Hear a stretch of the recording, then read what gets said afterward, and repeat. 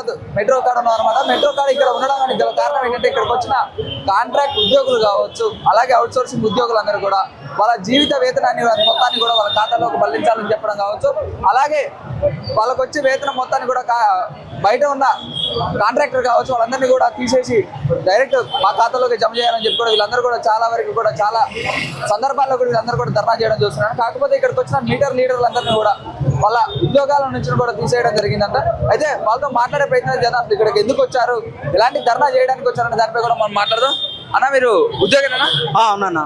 అసలు ఏం జరిగింది, ఎందుకు ఇక్కడ మీరు ధర్నా చేయాలనుకున్నారు? మాది మెయిన్ థింగ్ ఏంటంటే జియో 16 మాకు అమలు చేసి 673 మందిని న్యాయం చేయాలన్నా.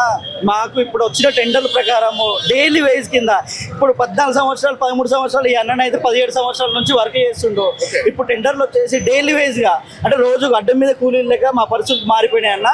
మా పరిస్థితులు చిన్న చిన్న కుటుంబాలన్నా మా రెక్కడితే కానీ డొక్కాడిన పరిస్థితులు మావి. కాబట్టి 673 మందికి న్యాయం చేసి జియో 16 ప్రకారం మా జీతాలు ఇవ్వాలన్నా. అదొకటి IMF ఫోటోలు ఎక్కిచ్చేసి మా బతుకులన్నీ మారాలన్నా. ఇంకెన్నాళ్ళన్నా తెలంగాణ వచ్చి ఇట్లా ఇన్ని సంవత్సరాలు అవుతున్నా కానీ మా బతుకులు ఇంకా మారలేదన్నా. 673 మంది కుటుంబాలన్నీ కూడా రోడ్డు మడి అని చెప్తున్నారు. ఎందుకు అంటే మీ అందరిని కూడా జాబ్ నుంచి తొలగించారా, లేకపోతే ఎలాంటి లేకపోతే జాబ్లో ఉన్న జీవిత వేతనాన్ని కూడా పెంచాలని చెప్పి, లేకపోతే మీ జీవిత వేతనం మొత్తాన్ని కూడా మీ బ్యాంకు ఖాతాలోకి పడాలని చెప్పి మీరు ధర్నా చేస్తున్నారు? ఎలాంటిది అనిపించేస్తుంది? అంతకుముందు 2014 నుంచి మాకు జియో 16 ప్రకారం మాకు వేతనాలు వచ్చినాయి. 13,533 రూపాయలు వచ్చినాయి అన్న కేసీఆర్ గారు ఉన్నప్పటి నుంచి. ఇప్పుడు మొన్న రీసెంట్గా ఏం చేశారంటే డైలీ వేజ్ కింద కనెక్ట్ చేసి నెలకి 7,500 వచ్చేటట్టు వీళ్ళు కుట్రలు జరుగుతున్నాయి అన్న లోపల. మాకు అంతకుముందుకేమో ఫిక్స్డ్ శాలరీలు ఉండే, ఇప్పుడైతే ఆ ఫిక్స్డ్ శాలరీలు లేవు. ఎంత వస్తున్నాయి మీకు? మాకు అంతకుముందుకు జియో 16 ప్రకారం 13,533 రూపాయలు వస్తున్నాయన్న మంత్లీ. ఇప్పుడు ఏం చేస్తున్నాం డైలీ వేజ్ కింద రోజుకు బిల్లుకి 10 రూపాయలు 20 రూపాయలు లెక్క మాకు ఇచ్చేసి నెలకు 7,500 వచ్చేటట్టు వీళ్ళ కుట్రలు జరుగుతున్నాయి అన్న. అది కాదు, తెలంగాణ వచ్చిందే మనం విద్య ఉద్యోగ వైద్యం గురించి. అదే మాకు ఉపాధి భద్రత లేదన్న. మెయిన్ థింగ్ భద్రత లేదు. జియో 16 ప్రకారం మాకు వేతనం కల్పించి గవర్నమెంట్ రిక్వెస్ట్ చేస్తున్నాం అన్న.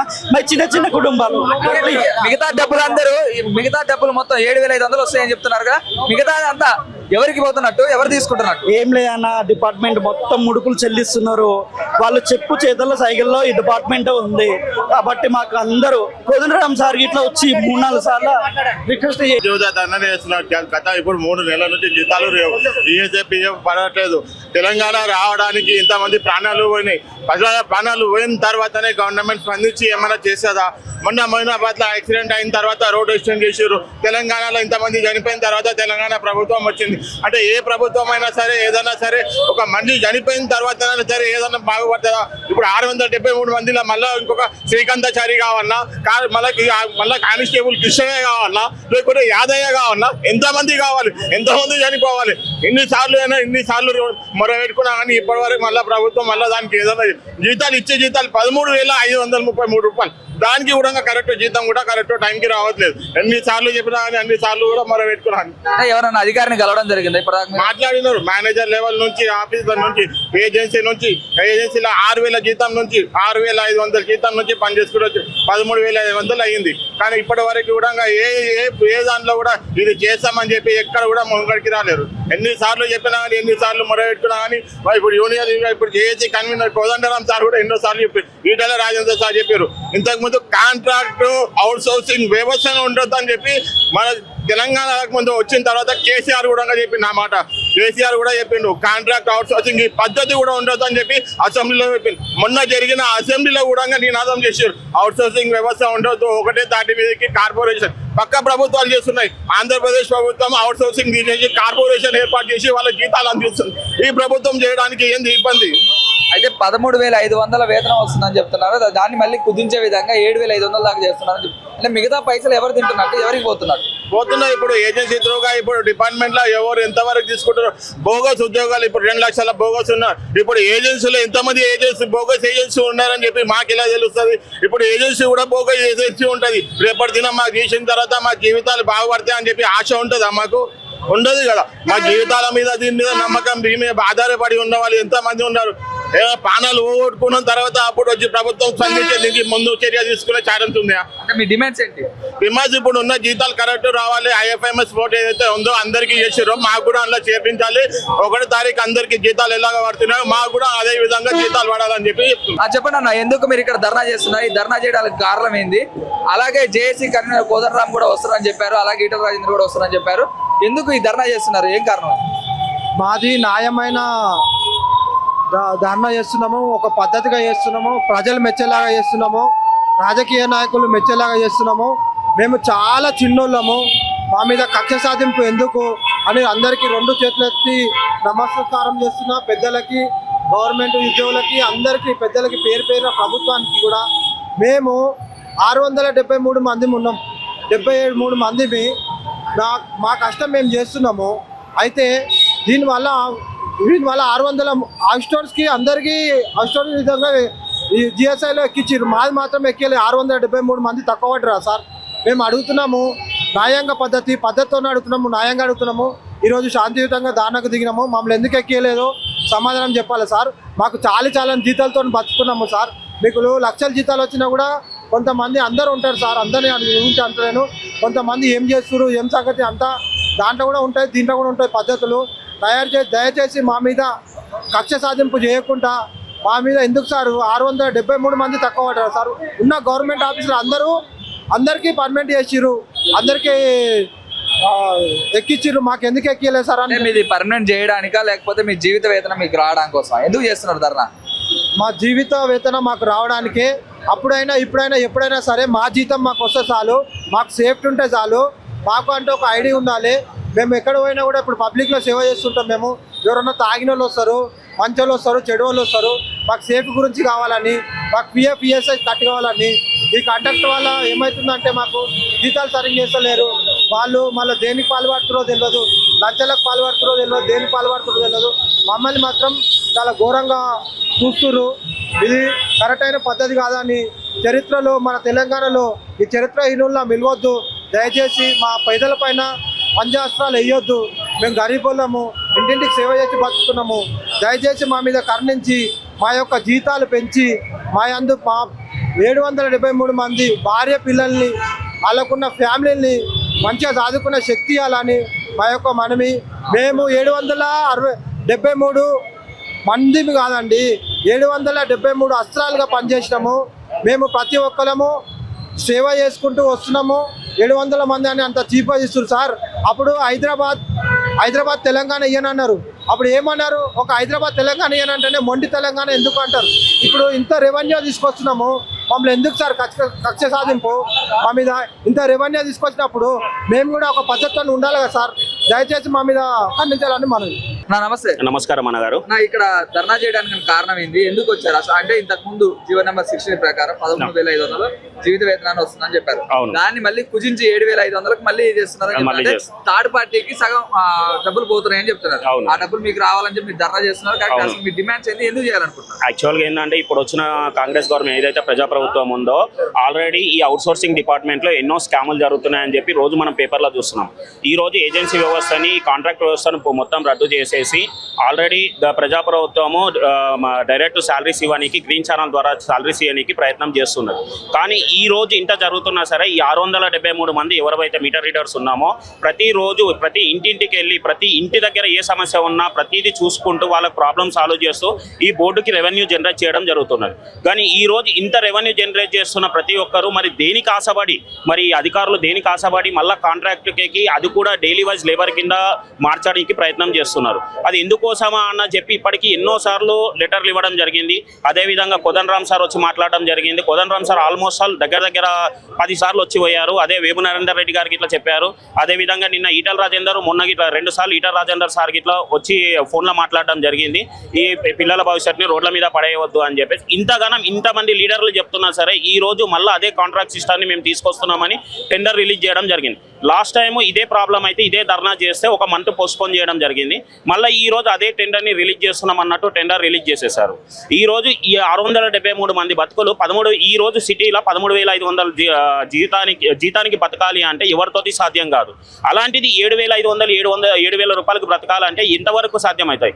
ఇంకోటి మేము స్కిల్డ్ కిందకి వస్తాం. ఎంప్లాయీస్ అందరం స్కిల్. మేము ప్రతిదీ మిషన్ ద్వారా వెళ్తున్నాము. ప్రతి ఒక్కరు ఎడ్యుకేటెడ్ పర్సన్, ఆల్మోస్ట్ ప్రతి ఒక్కరు 10th ఇంటర్ పాస్ అయిన వాళ్ళు ఉన్నారు, డిగ్రీ ఉన్నారు, ఎంబీఏ చేసిన వాళ్ళకి ఇట్లా దీంట్లో ఉన్నారు. కానీ ప్రతి ఒక్కరు ఎందుకు అంటే ప్రతి ఒక్కరికి ఏమనిపిస్తా అంటే ఒక గవర్నమెంట్ జాబ్లో కానీ ఏ జాబ్లో చేస్తున్నా సరే దినదిన అభివృద్ధి చెందుతామేమో అనుకుంటాం ప్రతి ఒక్కరం. కానీ దీంట్లో మేము చేస్తున్న కొలది ఇంకా డౌన్ఫాల్ వెళ్తున్నాం.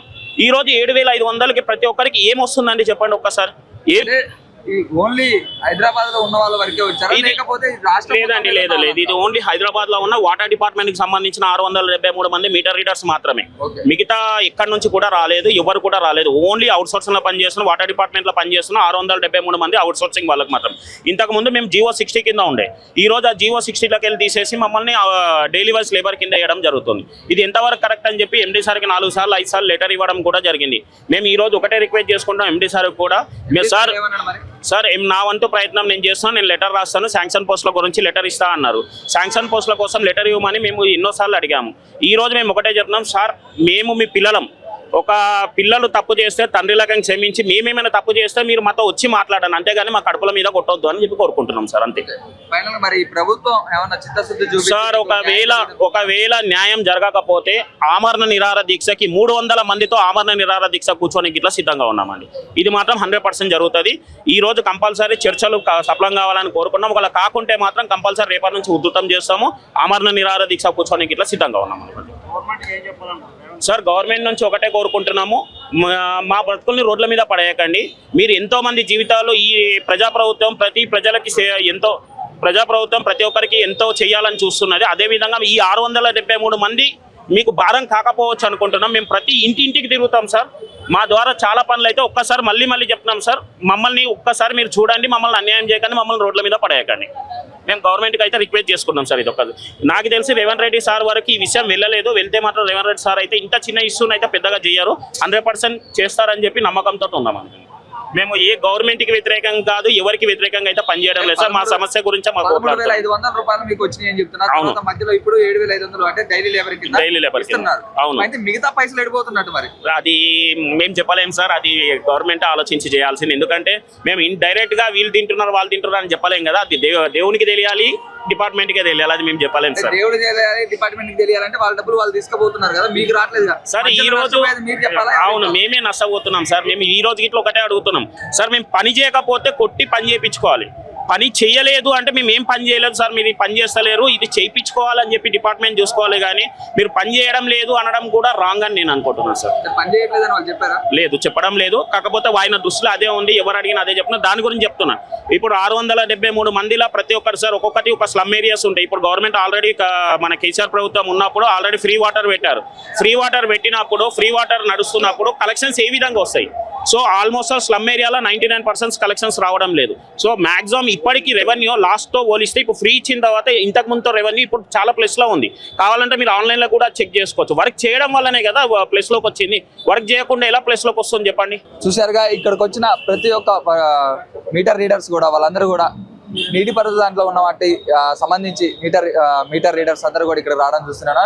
శాంతియుతంగా అయితే ధర్నా చేశారు. కాకపోతే ప్రభుత్వం నుంచి ఎలాంటి స్పందన రాలేదు. అలాగే వీళ్ళందరికీ కూడా ఒక GO నెంబర్ 16 ప్రకారం అయితే 13,500 వచ్చిన జీవిత వేతనాన్ని కూడా తగ్గించి డైలీ వేజ్ లేబర్ కింద 7,500 రూపాయలు కూడా వాళ్ళకి ఇవ్వడం కూడా వాళ్ళందరూ కూడా జీర్ణించుకోలేకపోతే. ఎందుకంటే ఇక్కడికి వచ్చిన ప్రతి ఒక్కరు కూడా హైదరాబాద్ లో బతకాలంటే 13,500కి ఏం వస్తుంది, ఏమి రాదు. వాళ్ళందరూ కూడా తినాలా, తాగాల, వాళ్ళందరూ కూడా ఉండడానికి ఇల్లు కావచ్చు, రెంట్ కావచ్చు, అలాగే వాళ్ళ స్కూల్ పిల్లలు కావచ్చు, వాళ్ళ చదువులు కావచ్చు, వాళ్ళకున్న పిల్లగాలకున్న డైలీ ప్రతి ఒక్క దాన్ని కూడా వాళ్ళు కంపేర్ చేసుకుంటే 13,500 అనేది కూడా వాళ్ళకి చాలా తక్కువ. దాన్ని కూడా తగ్గించి 7,500 కూడా కుదించి ఇవ్వడం అనే దానిపై కూడా వీళ్ళందరూ కూడా ఆగ్రహం వ్యక్తం చేస్తున్నారు. అంటే ప్రతి ఒక్కరికి కూడా న్యాయం అనేది జరగాలి. ఎందుకంటే ఇక్కడికి వచ్చిన తెలంగాణ తెచ్చుకున్న దాంట్లో కూడా మనం ప్రతి ఒక్క దానిపై కూడా వాళ్ళందరూ కూడా చాలా వరకు కూడా చాలా కష్టపడే ఉంటారు. ఎందుకంటే తెలంగాణ తెచ్చుకుంది మనం ఉద్యోగాల కోసం కావచ్చు, నియామకాలు, నిధులు నియామకాల కోసం వీళ్ళన్నీ కూడా తెచ్చుకొని కూడా ఇక్కడ చాలా వరకు కూడా ఇబ్బంది పడుతున్నటువంటి పరిస్థితి. అయితే ఇక్కడికి వచ్చిన 673 మంది ఇక్కడ ఉన్న వర్కర్స్ అందరు కావచ్చు, అలాగే వర్క్ చేసే ప్రతి ఒక్కరు కూడా ఖచ్చితంగా న్యాయం జరగాలి. ఇక్కడికి వచ్చే మధ్యలో వచ్చే థర్డ్ పార్టీకి కూడా సగం డబ్బులు కూడా వెళ్ళడం చూస్తున్నాం. ఆ డబ్బులన్నీ కూడా వాళ్ళ ఖాతాలోకి జమ చేసి ప్రతి ఒక్కరికి కూడా అవన్నీ సకాలంలో వాళ్ళందరికీ కూడా ఇవ్వాలని చెప్పి కూడా గవర్నమెంట్ కూడా వీళ్ళు కూడా అర్జించుకున్నట్టు కూడా చెప్తున్నామన్నారు. గవర్నమెంట్ చాలా క్లుప్తంగా వీళ్ళందరూ కూడా రిక్వెస్ట్ చేస్తున్నటువంటి పరిస్థితి కూడా ఉంది. అయితే వాళ్ళందరూ కూడా మంచి చేయాలి, రేవంత్ రెడ్డి దగ్గర కూడా ఈ విషయం కూడా వెళ్ళాలి, వాళ్ళందరూ కూడా న్యాయం చేయాలని చెప్పి కూడా వీళ్ళందరూ కూడా కోరుతున్నారు. ఒకవేళ న్యాయం కనుక జరగకపోయినటువంటి పరిస్థితి ఉన్నట్లయితే వీళ్ళందరూ కూడా ఆమరణ నిరాహార దీక్ష కూడా చేస్తామని చెప్పడం కూడా చూస్తున్నాను. అంటే ఇక్కడికున్న వాళ్ళందరికీ కూడా 673 మంది అయితే వాళ్ళకైతే తక్కువైతే కాదు, వాళ్ళందరూ కూడా ఎలాగైనా న్యాయం అయితే చేయాలి. ఎందుకంటే ఎంతో మందికి ఇక్కడ ఉన్న గవర్నమెంట్ ఉద్యోగులు ప్రతి ఒక్కరికి కూడా వాళ్ళందరికీ కూడా డబ్బులు జీతాలు కావచ్చు వాళ్ళందరూ పర్మనెంట్ కూడా చేస్తున్నారు. కాకపోతే వాళ్ళందరూ కూడా న్యాయం చేయాలి. 673 మంది వీళ్ళ ప్రభుత్వానికి ఏమీ తక్కువ కాదు. వాళ్ళందరినీ కూడా తీసుకొచ్చి వాళ్ళు ఆమరణ నిరాహార దీక్ష చేసినట్లయితే గవర్నమెంట్ కూడా చాలా వరకు కూడా దెబ్బతినే అవకాశం ఉంది. వాళ్ళందరూ కూడా సకాలంలో ఇవన్నీ కూడా చూసి స్పందించి వాళ్ళందరూ కూడా న్యాయం చేయాలని చెప్పి కూడా కోరుకుంటున్నాం. మరిన్ని అప్డేట్స్ కోసం చూస్తూనే ఉండండి కాలేజీ టీవీ.